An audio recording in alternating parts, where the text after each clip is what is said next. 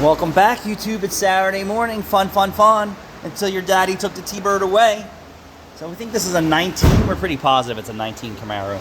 With this big, long suitcase transverse muffler in the back. With 4 active valves. Yep. Oh, so exciting. So this is an axle back by Mbrp. BRP? No, it's MBO. Oh, Mbrp. MBRP. Mbrp.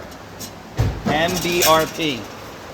So the customer was like, hey, can you install this? He goes, there's some electrical things on there. We're like, dude, you think this is the first time we've messed around with active exhaust valves? Not. You should have just did a full delete where you just plug in a module and get rid of them. So the instructions aren't that great, but they're okay. So what you want to do is cut it right here, where Caleb did, right at the axle, rear K-member, cut it there. And then, why? I mean, you should just do a full delete and get rid of this crap.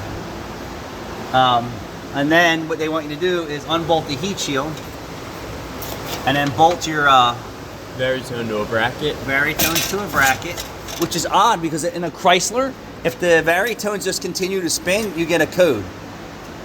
So I'm very curious on how this works, but MBRP must know more than me. I really don't understand the functionality of this not plugged into this section here, because what happens is that it catches on this and opens and closes these, but the software must not have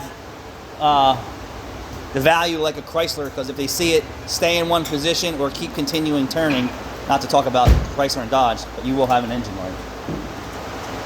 So Caleb's getting them bolted up in there, and I said, well, we could have just zip tied them up on brackets ourselves or just tied them up in there. But now they're just going to sit back there and get full of water and moisture, and the connectors are going to get ruined and the motors are going to get ruined, but that's the shit that they decide. I mean, all the rainwater and moisture is going to wind up inside of here somehow in a spray, right? It's not completely waterproof.